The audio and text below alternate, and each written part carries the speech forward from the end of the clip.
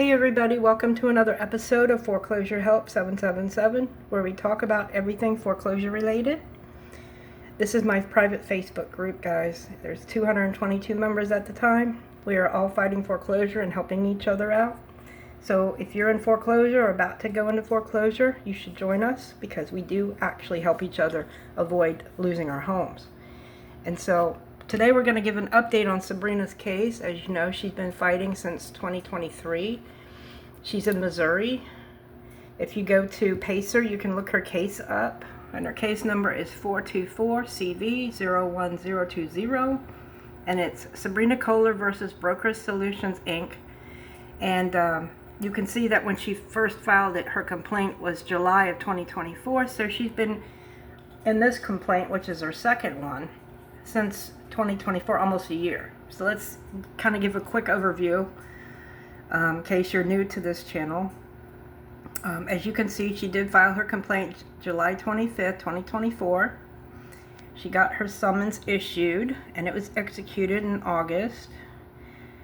The other side filed an entry of appearance and then they filed a motion to dismiss.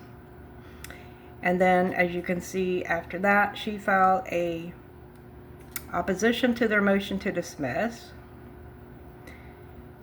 and then a memorandum of law in support of her opposition to motion to dismiss. The judge had issued a for her to file an amended complaint, which she did.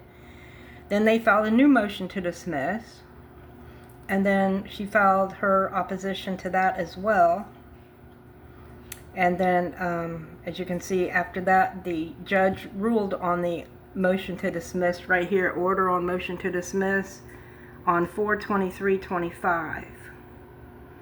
And then right after that, on 4/30, the other side filed an answer to her amended complaint because obviously they didn't get it dismissed. There was a Rule 16 order, a Rule 26F conference, which they had, and a joint scheduling plan, case management order, that was just done on June 11th, as you can see right here. Okay, so as you can see right here, this is the order, the case management order that the judge ruled on. They both appeared in court, and basically going over how this case will proceed to trial. And as you can see, the scheduling plan is right here, which is Track 2 standard. And if you're new to discovery, this is how it works. They both sides get to serve each other discovery, and initial disclosures shall be done by June 25th, 2025. And then you can see here the dates for the deadlines for everything. Disclose expert witness by September 1st, and the reports by September 15 of 2025. Defendant shall disclose all expert witnesses by November 15, 2025. Depositions by February 1st, 2026. Requests for physical and mental examinations have to be done by December 31st, 2025. And the exam must be completed by February 6, 2026. And they have to complete discovery in this case by February 6, 2026. And then if you keep going on down the line, you'll see that, let's go to the good part here. This action is set for a jury trial on November 2nd, 2026 at 9 a.m. This is a 2-week docket. So the judge is actually going to give her a jury trial and not a trial by a judge, which is good because a jury will definitely see her situation in a sympathetic light. And then it goes on to how exhibits are submitted for trial. Depositions, interrogatories, answers, and requests for admissions are located here. Motions in limine, they have to file that by a certain date as well. And then there's the judge's signature. Now, I know Sabrina is going to submit a discovery package to the other side. And Logs of Jason Bright of Logs Legal Group is the other side's attorney. And here's a cover letter which says, enclosed, please find plaintiff's first set of discovery requests, including request for admission, interrogatories, and requests for production of documents and things. These materials are served pursuant to Rule 33, 34, and 36 of Federal Rules of Civil Procedure. Please provide your written responses within 30 days of service as required by the rules. Additionally, please let me know whether you have had the opportunity to consult with your client regarding a potential out-of-court resolution. I remain open to discussing any reasonable offer in writing. Thank you for your attention to this matter. Okay. And then if you look, this is the request for admissions. It has instructions on the first page telling them that they need to answer each one. And if they object, they have to put a reason why they object. Okay, and here's what some of the questions look like in case you're wondering how this looks.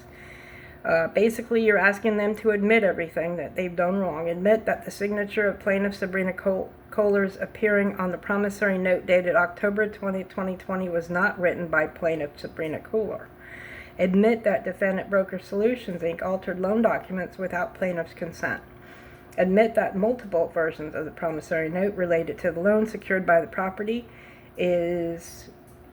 exists with differing signatures purported to be that of the plaintiff Sabrina Kohler. Admit that the plaintiff did not sign the version of the promissory note identified in the documents provided by defendant in connection with this loan.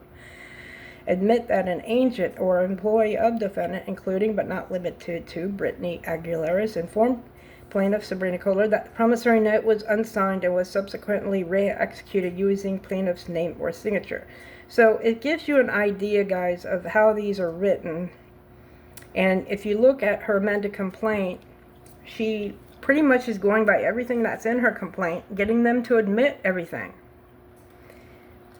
Admit that the defendant has not refunded any payments made by plaintiff under the alleged fraudulent loan agreement. Admit that defendant failed to inform plaintiff of the nature of the transfer of her loan to MidFirst Bank and the resulting consequences. Admit that defendant's actions has caused harm to plaintiff, including financial losses, emotional distress, and damages to her creditworthiness. And basically the guy that was responsible, a guy named Noah Ortiz, was involved in the preparation, execution, and submission of any loan documents related to the property. And again, this guy, if you look him up, he's on LinkedIn, and they say that he did work for the New American Funding. But now the attorneys are saying he never worked for him. But we're going to catch him in a lie, that one. And some of these questions, basically admit that defendant did not verify that the accuracy of the loan documents before recording them. Admit that defendant failed to provide plaintiff with a copy of the October 2020 loan agreement at the time of closing. And there's more. There's many more of these, 50 of them actually. Now the next section is and we didn't go through all of them, but for time's sake. And this stuff is pretty standard stuff, and if you guys join my Facebook page, you could actually read some of this firsthand. Plaintiff's first set of interrogatories. And these are basically fill-in-the-blank questions and answers. It has definitions, and then here's the actual questions here.